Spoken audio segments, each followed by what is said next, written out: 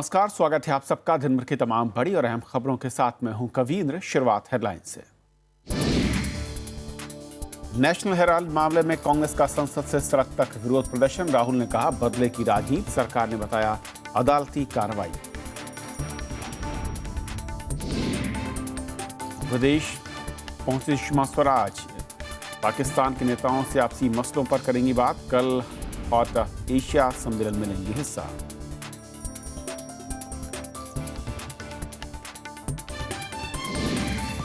दिल्ली सरकार का फैसला, सुबह 8 से रात 8 बजे तक लागू होगा सम और विषम नंबर का फॉर्मूला।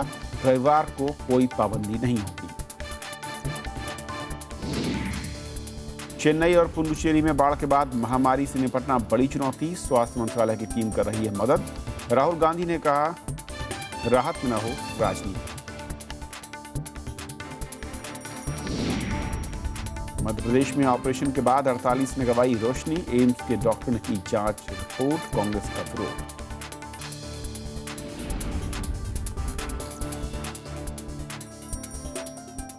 और आइए देखते हैं पहली खबर।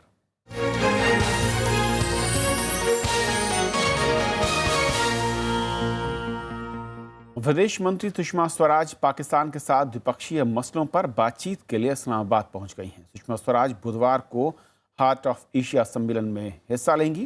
तालिबान और आईएस के बढ़ते आतंकवाद के बीच अफगानिस्तान में शांति और विकास को बढ़ावा देने के लिए इस सम्मेलन को बेहद अहम माना जा रहा है। हार्ट ऑफ एशिया सम्मेलन में शामिल होने के लिए विदेश मंत्री सुषमा स्वराज इस्लामाबाद पहुंच गई हैं। सम्मेलन का मुख्य एजेंडा अफगानिस्तान को विकास की मुख्य धारा में लाने के लिए पड़ोसी देशों के साथ संपर्क बढ़ाने और सुरक्षा ताना बाना को मजबूत कर आतंकवादियों को अलग थलग करना है। Vision of a peaceful, stable and prosperous Afghanistan, which is in the best interest of the region, is far from becoming reality unless we put an end to financial, logistical and ideological support enjoyed by militants in our region. We believe that our country can act as a catalyst and a land bridge to connect parts of the region to accelerate regional socio-economic cooperation. 2011 में शुरू की गई इस प्रक्रिया में भारत और पाकिस्तान, चीन, रूस और ईरान समेत 31 देशों और 12 अंतर्राष्ट्रीय संगठनों के प्रतिनिधि हिस्सा ले रहे हैं। भारत को इस प्रक्रिया में जुड़ने से तुर्कमेनिस्तान से भारत तक गैस पाइपलाइन में जुड़ने और मध्य एशिया के साथ सड़क मार्ग से संपर्क बहाल करने का मौका मिल सकता है। TAPI, the Turkmenistan, Afghanistan, Pakistan, India natural gas pipeline can play some role in it. And recently there have been important moves in this direction. And we have just seen the reports that from December 13, the construction work on TAPI pipeline is going to start. विदेश मंत्री का प्रधानमंत्री नवाज शरीफ से भी मुलाकात का कार्यक्रम है। साथ ही वो विदेश मामलों के सलाहकार सरताज अजीज के साथ भी द्विपक्षीय मुद्दों पर बात करेंगी। राजनीतिक दलों ने भी इस पहल का स्वागत किया है। नई बातचीत तो दोनों देश में होना चाहिए।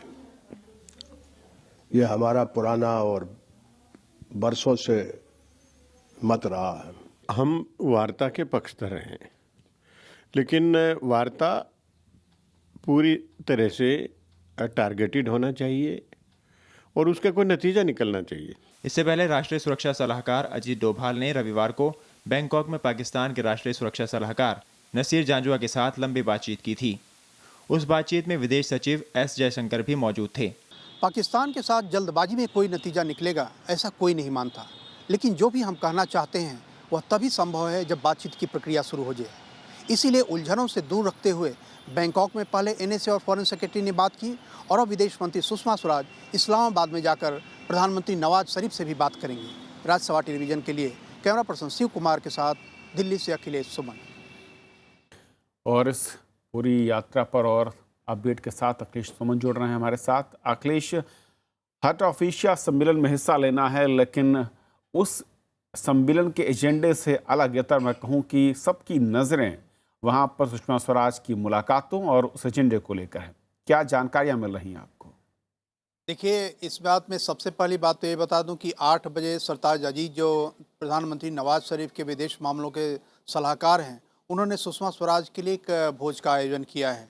तो आप समझ सकते हैं कि पाकिस्तान में भी कितनी चाहत है कि भारत के साथ जो रुकी हुई बातचीत है उसका सिलसिला शुरू हो। और जहाँ तक बात है हार्ट ऑफ एशिया और पाकिस्तान और भारत के द्विपक्षीय संबंधों की, तो ये दोनों विषय ऐसे हैं जिससे भारत सघन रूप से जुड़ा हुआ है। अफगानिस्तान का जो मामला है, जिसके लिए हार्ट ऑफ एशिया सम्मेलन आयोजित किया जा रहा है, अफगानिस्तान में भारत को पाकिस्तान अपना प्रतिद्वंदी मानता है। उसे यह लगता है कि रणनीतिक रूप से भारत को घेरने की कोशिश कर रहा है, जिसे भारत हमेशा इस बात से नकारता रहा है और पाकिस्तान को आश्वस्त करता रहा है कि अफगानिस्तान के विकास में हम सहयोग करना चाहते हैं। तो अभी जो एक प्रक्रिया शुरू हुई है कि अफगानिस्तान से लेकर पाकिस्तान और भारत तक गैस पाइपलाइन, चाहे वो ईरान के रास्ते से आए या तुर्कमेनिस्तान के रास्ते से आए, यह आने की बात है जो दोनों देशों को जरूरत है, पाकिस्तान और भारत दोनों को। और ऐसे में दोनों देशों के बीच एक शांति प्रक्रिया की जरूरत है, बातचीत की प्रक्रिया की जरूरत है, ताकि दोनों देश व्यापारिक क्षेत्र में, ऊर्जा सहयोग के क्षेत्र में और आवाजाही के मामले में सहयोग कर सके। अखिलेश, मैं आपके पास लौट रहा हूँ। जो आपने बात की, मैं इस पर एक रिएक्शन चाहूंगा। विवेक काजू साहब हमारे साथ हैं, पूर्व राजदूत। विवेक जी, जो अखिलेश कह रहे थे कि बहुत अहम है इस यात्रा का दोनों नजरिए से अगर देखा जाए, पहला जो हार्ट ऑफ एशिया सम्मेलन उसमें रोल को लेकर भारत के, और दूसरा पाकिस्तान के साथ जो मैं कहूं कि गाड़ी अटक गई थी, पट्टी से उतरती दिख रही थी, वापस अगर उसको मैं कहूं कि कंटिन्यूटी में लाना है, तो कैसे देखते हैं आप इसे? देखिए, मेरा मानना था कि मानना है कि जो भी प्रक्रिया हुई है, जो बातचीत हुई है बैंकॉक में, वो भारत के लिए उचित नहीं था। लेकिन अब वो बात बीत गई, अब आगे बढ़ना है। अब ये देखना है कि पाकिस्तान का क्या अभी रवैया होगा। क्या वो सब्सटेंटिव डिस्कशंस करना चाहेंगे, और अगर करना चाहेंगे तो किस मसौदे के बेसिस पर करना चाहेंगे, क्या एजेंडा उसका है और हमारे क्या इंटरेस्ट है। मेरा अभी भी ये मानना है कि पाकिस्तान चाहता है कि कॉम्पोजिट डायलॉग फिर से शुरू हो, लेकिन जिस तरह वो चाहते हैं उस तरह से बातचीत आगे बढ़े, यानी आतंकवाद का मुद्दा जो है उसको पीछे रखा जाए। उनका कोई मंशा उनकी नहीं है कि आतंकवाद पर पूर्ण रूप से वो काबू करें, या जो एक हथियार उन्होंने ये बनाया है उसको खत्म कर दें। हमारा ये इंटरेस्ट है सबसे पहले, हाँ सहयोग हो, ये सब बड़ी अच्छी बातें हैं, लेकिन हमारे लोगों का खून तो नहीं बहे। हमारा तो पहला इंटरेस्ट यही है कि पहले आतंकवाद का मसला पूर्ण रूप से उस पर काबू पाया जाए और खत्म हो। जहां तक अफगानिस्तान की बात है, वहां पर यह अच्छा है कि पाकिस्तान ने हमें न्योता दिया है, क्योंकि मुझे वो भी दौर याद है जब हार्ट ऑफ एशिया सिलसिला जो शुरू होना था इस्तांबुल में, तब पाकिस्तान के कहने पर और उनके प्रेशर पे तुर्की ने हमें बुलाया ही नहीं था, क्योंकि इसको इस्तांबुल प्रोसेस भी कहते हैं। तो कुछ बात आगे बढ़ी है और हम इसका स्वागत हमें करना चाहिए। बातचीत को लेकर ने हमें दावतनामा दिया है, और अच्छा है कि सुषमा जी जा रही हैं, लेकिन ये उम्मीद करनी कि पाकिस्तान का रवैया भारत की ओर, जो कि अफगानिस्तान में उन्होंने अपनाया है, उसमें रातों रात तब्दीली हो जाएगी, वो बहुत ही महत्वाकांक्षी एक इच्छा होगी और वो पूरी नहीं होगी। हमें बहुत यही समझना चाह रहा था सर, हमारे हित जो अफगानिस्तान में है, उनकी सुरक्षा करने के लिए पूरी तरह से सतर्क रहना है। जो भारत को लेकर पाकिस्तान रुक रहा है या फिर जो दिखाने की कोशिश करी गई है, वो भी एक बहुत अहम है। और दूसरा, जो आपने कहा कि आतंकवाद के मसले पर क्या बातचीत होगी, तो जिस तरीके से सुषमा स्वराज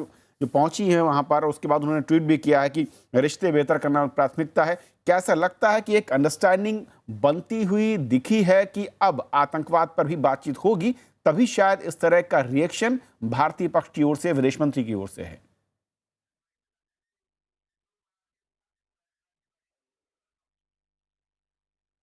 हेलो जी विवेक जी। नहीं, देखिए, अब जरूर बातचीत होगी, लेकिन उम्मीद हमें है और होनी चाहिए। लेकिन मुश्किल यह है कि अब आतंकवाद पाकिस्तान की सिक्योरिटी डॉक्ट्रिन का एक हिस्सा है। उसके तीन पहलू हैं सिक्योरिटी डॉक्ट्रिन के, और हमें और हमारी जनता को यह समझना चाहिए। एक है जिसको कहते हैं लो इंटेंसिटी वॉरफेयर, वो उसका पहला है आतंकवाद, यानी पाकिस्तान का दूसरा है कन्वेंशनल वॉर, जहां पर वो जानते हैं कि उनकी सेना हमारी सेनाओं से कमजोर है, और तीसरा है परमाणु हथियार। तो इन तीनों को वो मानते हैं, और हम ये कहते हैं उनसे, और सही रूप से हम कहते हैं कि देखिए, कोई भी देश अपनी सुरक्षा के लिए आतंकवाद का सहारा नहीं ले सकता है। बिल्कुल। लेकिन क्या पाकिस्तान इस पर मानेगा? और हमें यह ध्यान रखना है कि क्या पाकिस्तान की फौज कभी इसको स्वीकार करेगी? जी, मैं अभी लौटता हूं तक सर आपके पास। कोई भी इस पर इस बीच हम हमें सुन लेते हैं कि आश्वासन इस्लामाबाद मुझे मिलता नहीं दिखता है। पहुंचने के बाद विदेश मंत्री सुषमा स्वराज ने वहां पर क्या कहा है? हिंदुस्तान के लिए बहुत अहमियत रखती है, क्योंकि ये अफगानिस्तान से वाबस्ता है और इसीलिए इस कॉन्फ्रेंस में खास तौर पर शिरकत करने के लिए मैं हिंदुस्तान से आई हूँ। चूंकि ये कॉन्फ्रेंस पाकिस्तान में हो रही है, इसलिए मेरे लिए लाजमी है और वाजिब भी कि मैं पाकिस्तान के वजीर आजम नवाज साहब से मिलूं और अपने काउंटर पार्ट सरताज साहब से मिलूं। तो दोनों से मेरी मुलाकात होगी और दोनों मुल्कों के आपसी रिश्ते और सुधारने और आगे बढ़ने के बारे में बात भी होगी। बायलैटरल मुलाकातों से आप क्या तवक्को रखें? आप क्या संदेशा लेकर आई हैं हिंदुस्तान से? मैं संदेशा यही लेकर आई हूँ कि रिश्ते और अच्छे हों और आगे बढ़ें, और बात क्या होगी ये जाते वक्त पता चलेगा। विवेक जी, तो सुषमा जी ने काफी कुछ साफ किया, लेकिन बात क्या होगी उन्होंने कहा ये तो मुलाकात के बाद तय होगा। क्या ऐसा लग रहा है कि आगे के लिए कोई एक अंडरस्टैंडिंग या रोड मैप की तैयारी है? विदेश मंत्री वहां पर गई हैं, विदेश अपने जो काउंटर पार्ट है उनसे मुलाकात करेंगी, प्रधानमंत्री से मुलाकात होनी है।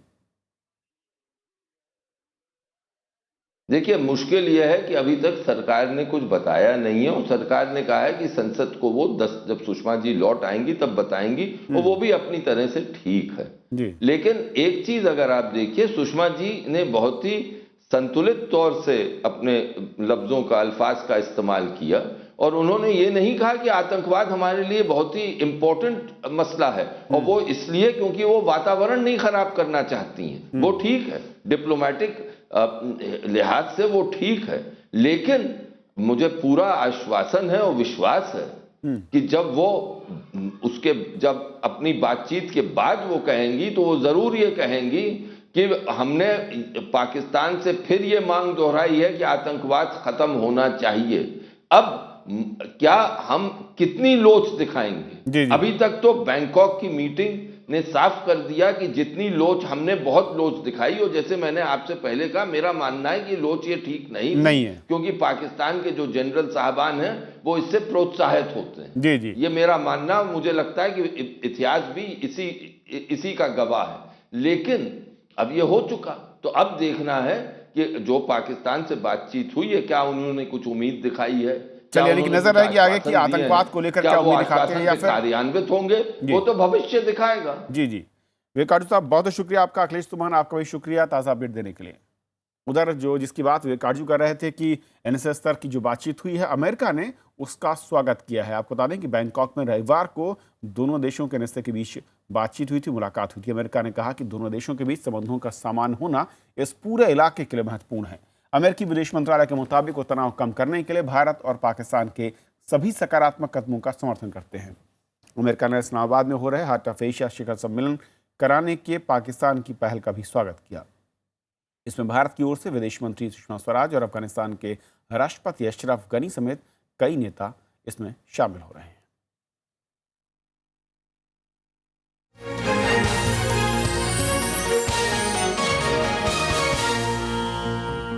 और फिलहाल एक ब्रेक के बाद कुछ और बड़ी खबरें।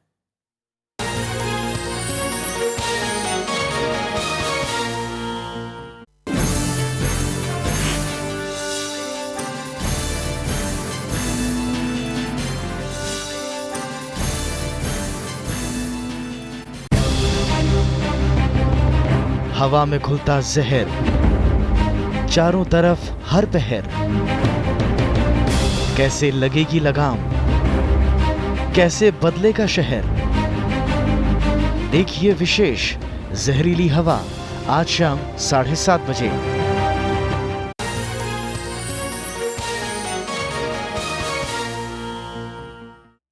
और बात संसद की। नेशनल हेराल्ड का मामला मंगलवार को संसद के दोनों सदनों में जोर शोर से उठा। कांग्रेस के विरोध के चलते कोई विधायी काम नहीं हो सका और कांग्रेस का आरोप था कि सरकार बदले की भावना से काम कर रही है, जबकि सरकार ने तमाम आरोपों से इनकार करते हुए कांग्रेस को नेशनल हेराल्ड मामले पर बहस की चुनौती दी है।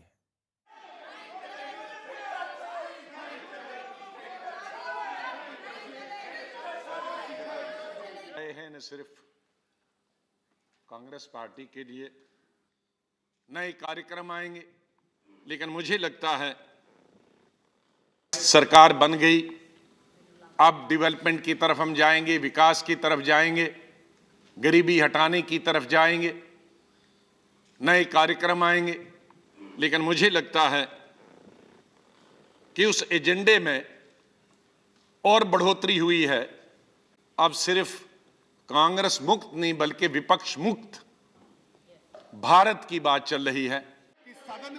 राज्यसभा में सदन के नेता अरुण जेटली ने इन आरोपों को खारिज कर दिया। उन्होंने कहा कि मामला कोर्ट में है और सरकार का इससे कोई लेना देना नहीं है। एक राजनीतिक दल राजनीतिक पर्पस के लिए पैसा इकट्ठा करे और किसी व्यवसाय के लिए उसको इस्तेमाल करे, न्यायपालिका इसको सीखना चाहती है। संसद में चर्चा हो सकती है और जितने भी विषय आजाद साहब ने उठाए हैं, आप तुरंत इन तमाम दोनों विषयों की चर्चा आरंभ कीजिए। सरकार सारे तथ्य संसद और देश के सामने रखेगी। सदन के बाहर भी ये मुद्दा छाया रहा। कांग्रेस अध्यक्ष सोनिया गांधी ने कहा कि उन्हें किसी बात का डर नहीं है। पुडुचेरी और तमिलनाडु के दौरे पर गए राहुल गांधी ने भी कहा कि वो सवाल पूछना जारी रखेंगे।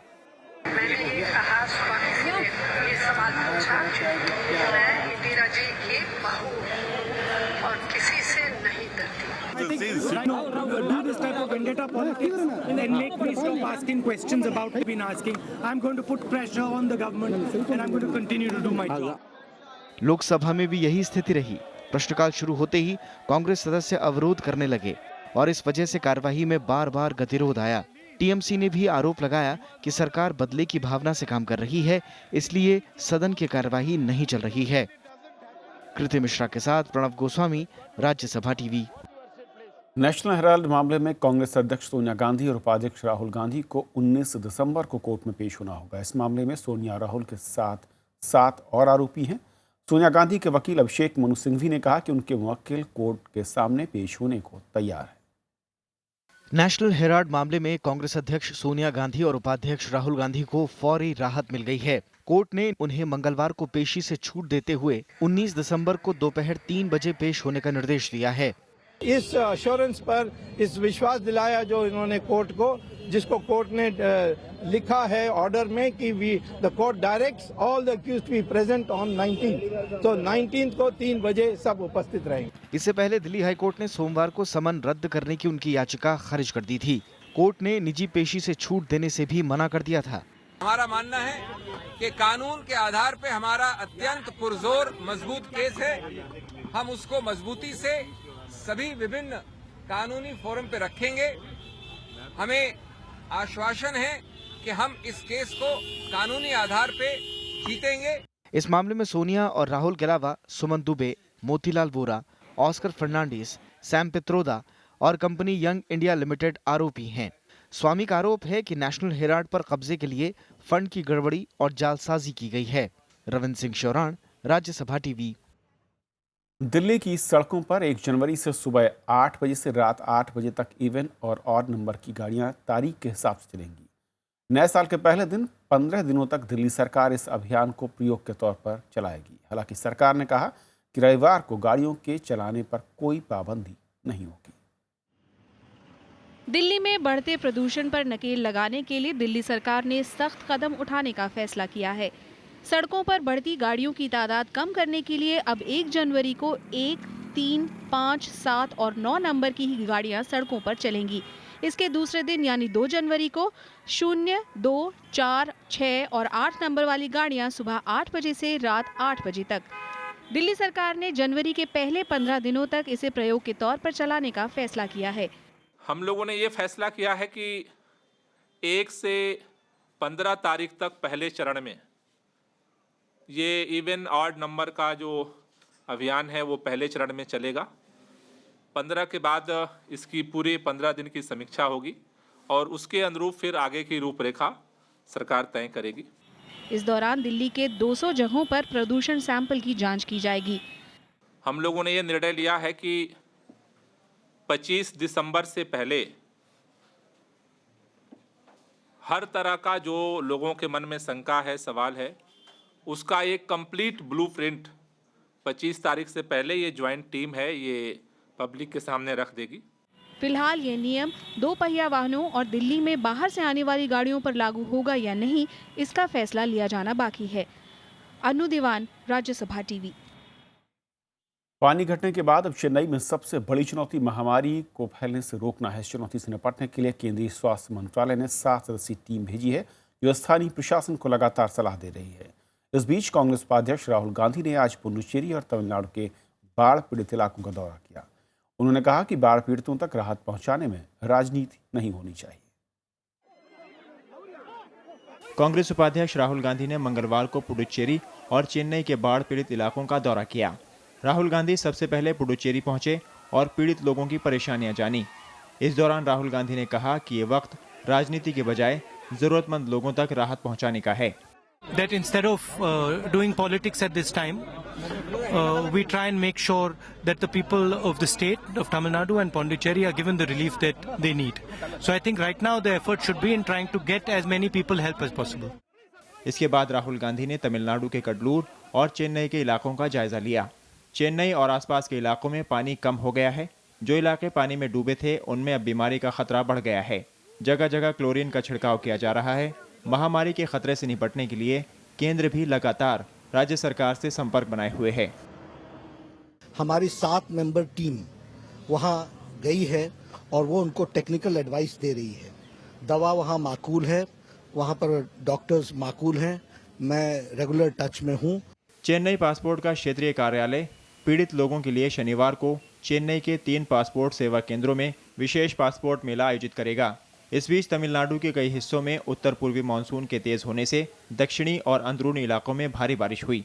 लगातार बारिश से तिरुनेलवेली, थिरुपुर, थेणी और डिंडीगुल में बांधों और झीलों में जलस्तर बढ़ गया है।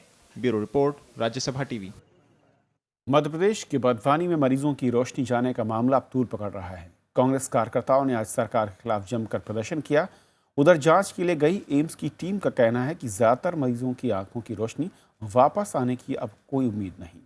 इंदौर में 56 मरीजों का इलाज चल रहा है और सभी का मोतियाबिंद का ऑपरेशन हुआ था। आंखों पर पट्टी बांधे कांग्रेस के कार्यकर्ता राज्य सरकार के खिलाफ विरोध प्रदर्शन कर रहे हैं। आरोप है कि बड़वानी में स्वास्थ्य विभाग की लापरवाही की वजह से 56 मरीजों की रोशनी चली गई। कार्यकर्ता दोषियों के खिलाफ कड़ी कार्रवाई की मांग कर रहे हैं। यही लोकतंत्र और यही हठधर्मिता और यही तानाशाही सरकार के पास कुछ नहीं है। जो कांड करते हैं उनको बख्शा जाता है, पद दिया जाता है, मंत्री बनाया जाता है। बड़वानी के सरकारी शिविर में 16 से 21 नवंबर के बीच 80 मरीजों के मोतियाबिंद का ऑपरेशन हुआ था। ऑपरेशन के बाद 56 मरीजों की आंखों में परेशानी शुरू हो गई। ऑपरेशन करा बाद देखता नहीं। ऑपरेशन के बाद से दिखना बंद हो गया। बंद हो गया, पहले देखता था थोड़ा। मामले सामने आते ही डॉक्टरों ने मरीजों का इलाज करने के बजाय उन्हें इंदौर रेफर कर दिया। केंद्रीय स्वास्थ्य विभाग के निर्देश पर डॉक्टरों की एक टीम ने मरीजों की आंखों की जांच की। जांच के बाद सामने आया कि 56 में से सिर्फ 8 लोगों की आंख की रोशनी ही लौटने की उम्मीद है। ये जो हुआ है एक बड़ी अनफॉर्चुनेट दुखद घटना हुई है। वो जो 3-4 मरीज हैं जो ठीक हो रहे हैं, उनमें से अगर कोई भी दिक्कत हो इनको, तो मैंने इनको बोल दिया है कि आप किसी टाइम भी भेज सकते हैं। मरीज कुछ ऐसा नहीं बोल रहे, पर ये उनको दिख नहीं रहा है। उधर बड़वानी के जिला अधिकारी ने अस्पतालों को अगले आदेश तक सभी ऑपरेशन थिएटर बंद करने का आदेश दिया है। सभी ऑपरेशन थिएटर की जांच होगी और उसके बाद ही इस पर कोई फैसला लिया जाएगा। नोटिस अभी बंद करवा दी गई। उनको पहले भी मगर यहाँ से उनके पास तक मैसेज नहीं पहुँच पाया था। हमने पहले ही परसों ही ओटी बंद कर दी थी, मगर उनके पास मैसेज नहीं पहुँच पाया था। और कल स्पष्ट निर्देश दे दिए गए हैं कि सभी ओटी बंद कर दी गई है। जब तक ये ओटी यहाँ पे हमारे प्रोटोकॉल के अनुसार नहीं होती है निर्धारित, तभी तक कोई भी सर्जरी नहीं की जाएगी। राज्य सरकार ने मरीजों के लिए मुआवजे का ऐलान किया है, साथ ही इलाज के पूरे खर्च को उठाने की बात कही है। मामले से जुड़े अधिकारियों के खिलाफ विभागीय कार्रवाई हुई है, लेकिन सवाल ये उठता है कि जिन लोगों की आंखों की रोशनी चली गई उनका क्या होगा। Bureau report, Rajya Sabha TV. देश के वैज्ञानिकों ने आशंका जताई है कि विश्व व्यापार संगठन की शर्तों से विकासशील देशों को नुकसान हो सकता है। चर्चा में विकसित देशों पर खुद के फायदे के लिए WTO के इस्तेमाल का आरोप लगाया गया। इस दौरान मुक्त व्यापार आर्थिक उदारीकरण के खतरे की तरफ भी संकेत किया। सम्मेलन में 10वें विश्व व्यापार संगठन के मंत्री स्तरीय सम्मेलन में शामिल होने वाले विषयों पर भी चर्चा की गई। ये सम्मेलन 15 से 18 दिसंबर को नैरोबी में होना है। तो इस बुलेटिन में भी इतना ही। नमस्कार।